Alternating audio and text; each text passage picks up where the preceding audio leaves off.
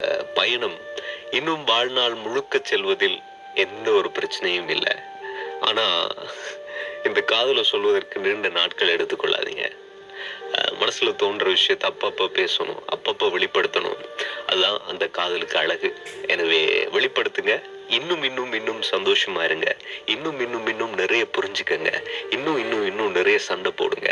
அந்த சண்டைக்கு பிறகு இன்னும் இன்னும் இன்னும் இன்னும் நிறைய புரிதலோட வாழுங்க அப்படின்னு சொல்லி அன்பாக பண்பாக கேட்டுக்கொள்கிறோம்.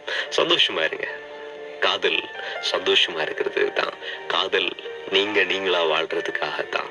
எனவே 2 நண்பர்கள் இணைகின்ற நேரம் உங்களுக்கு உங்களுடைய அந்த பண்புகளோட வாழ்வதற்கான ஒரு வாய்ப்பும் கிடைக்கும். எனவே சிரிச்சுக்கிட்டு சந்தோஷமா வாழ்க்கைய ஆரம்பிங்க. யார் முதலில் சொல்வது அப்படின்ற ஈகோ அது நல்லா இருக்கு, கேட்க நல்லா இருக்கு. ரொம்ப நன்றி நிகழ்ச்சியோட துணைமைக்கு.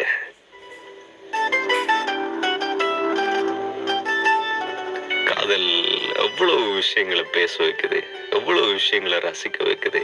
இந்த காதலுக்குள்ள எவ்வளவு விஷயங்கள் இருக்கு இல்லையா? ரசிப்போம், வாழ்வோம். காதலை யாரடி முதலில் சொல்வது நீயா?